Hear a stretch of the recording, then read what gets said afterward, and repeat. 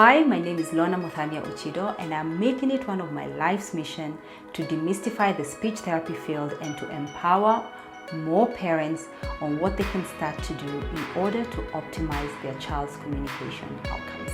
So whether you want your child to talk more or talk better, learn better, and overall optimize their potential. So stay tuned and feel free to send in any topics on speech and language development you'd like for me to tackle.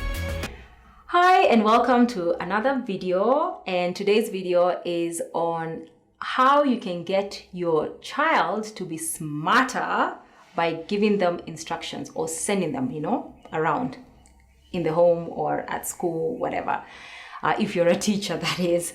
So I talk about this so passionately because I find that a lot of parents don't really, almost like they take for granted, or probably they are not aware that giving their children instructions, particularly children who are very delayed in talking, will actually grow or improve their language skills and that way make them smarter. So I will talk about two ways or two kinds of instructions that you can give your child and which one is more beneficial than the other. Well, not really beneficial, but which one grows language better than the other. So one type of instruction I'm often telling my parents about in the clinic is the instruction that all they do is teach compliance. So they teach your child to do what you want them to do when you want them to do it. So these instructions just teach your child what you want them to do when you want them to do it. And they're good because they get your child to be good listeners. So and these instructions are mostly about routine things. Now, routine could be a child has finished having their cup of tea or their milk or their juice, and you say to them, go take it to the kitchen. Or they would like some water, and so they come and they want some water, they're pointing, and you say to them, go get a cup. So those instructions, or any instruction for that matter, that a child can perform on autopilot, like if you actually just say to them, so they came and they said, I would like a cup, I want water, they're pointing to the water, and you say, or you can even do this and they follow it. It means that they're not really processing the language that is contained in that instruction. So it is not even improving their vocabulary. They might not even know that that's called a cup. They might not know that that's called a fountain. If you say, go to the fountain and get the water. So those kinds of instructions, I say, yes, they're good. They're no problem. They're fine. But they mostly teach a child to be good listener, to be a good listener. So to be compliant, which is still an important ingredient to language building. But now the second type of instruction, which really is the holy grail of instruction, like it teaches it builds language, it makes kids smarter. So this kind of instruction is what I say to parents, you need to do a lot of this. So the other one, once your child is compliant, you can do it, no problem, but you also need to do more of this. So this one is any instruction that really is not routine. So not routine, it means your child cannot perform this instruction on autopilot. So they would need to really understand or process everything you say in that instruction for them to be able to go and get whatever it is you've asked them to go and get. So if you say to your child, go to the second drawer of my second drawer in my bedroom and get me my reading glasses.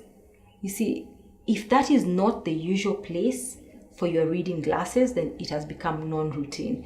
If that, on the other hand, is the usual place that you place your reading glasses and you're always asking your child to go get them for you, then that's still routine. It means they've not really understood drawer, they've not understood second, they've not understood whatever else. So for it to be truly non-routine, it has to be quite novel, an instruction so that your child is forced to understand every aspect of it.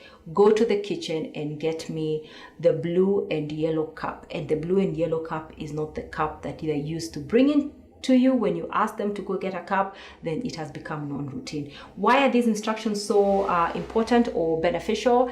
It's because your child has to understand every word contained in that instruction. And so if they don't understand that word, they're not going to be able to bring or execute that instruction.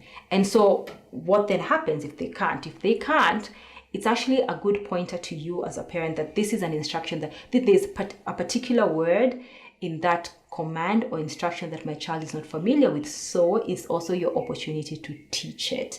And when you teach it, you test again with an instruction. Yeah. So if you say to your child, get me the remote that is under the chair, and they get you the remote that is on the table because it's the most obvious, or it's the one that you always ask them to get you, then you might be forced to, to probably you rationalize that as perhaps your child doesn't understand the word under, and so you can start to teach under. So you will give multiple examples or multiple models of under. You place things under when you're playing a game, so it's under this, under that, and then you give that instruction again, and hopefully this time it is followed.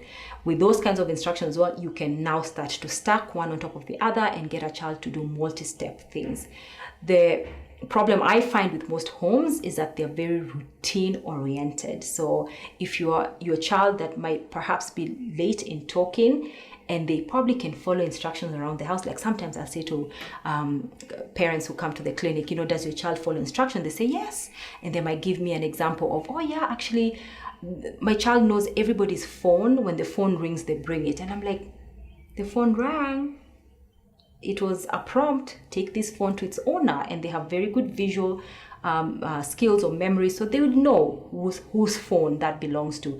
That does not count as an instruction that actually can build their language skills. And it might go unknown to parents that, my child, yes, can follow instructions, a lot of them, but does not actually know the specific vocabulary for the various things that you tend to ask them to fetch you, for example, at home. So there you have it. You can use instructions to grow your child's language, to make your child smarter.